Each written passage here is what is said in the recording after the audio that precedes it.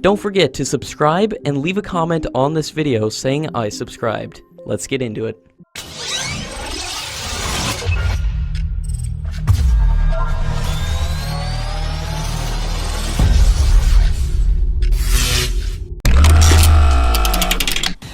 The Supreme Court's verdict could be seen as a massive validation for the government's 59,000 crore rupees deal for 36 Rafale fighter jets, as the court didn't find any evidence of commercial favoritism to any private entity.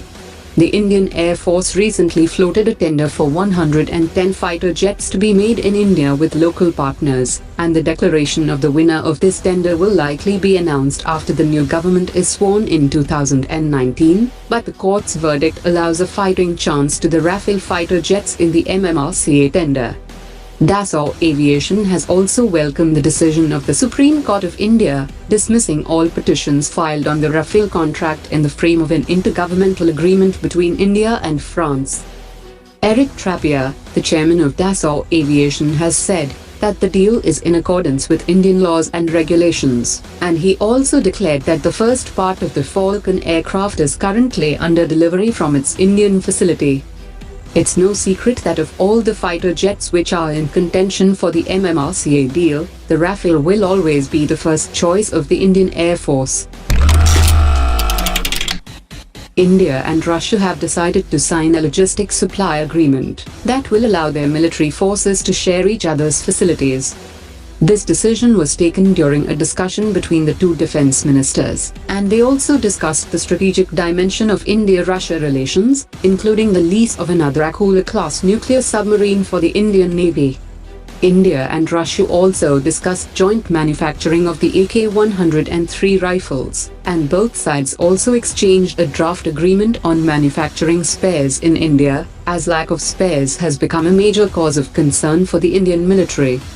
Both sides have also agreed to increase military-to-military cooperation, including joint military exercises, as military exercises between the Indian military and NATO countries have increased recently. India's first private sector unit for manufacturing unmanned aerial vehicles was opened today at the Adani Aerospace Park in Hyderabad.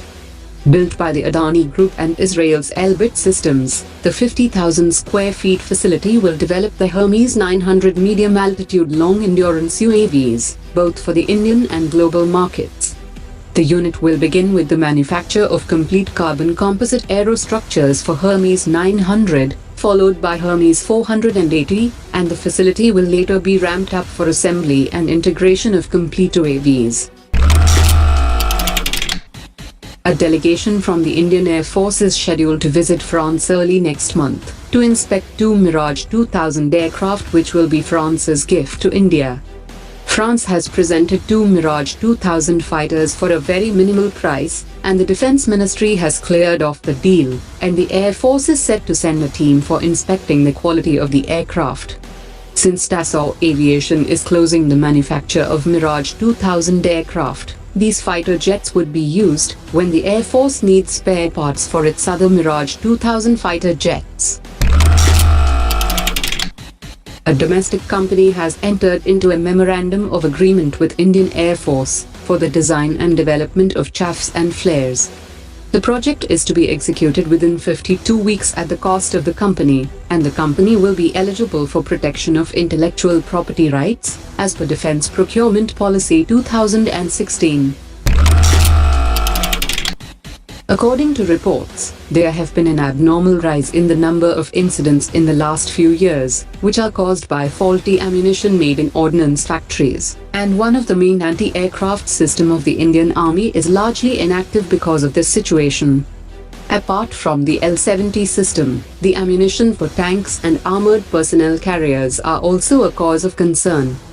The Indian Army has been promised an improved version of L-70 ammunition fuse by the Ordnance Factory Board by 2019, and the audit was restarted in July 2018.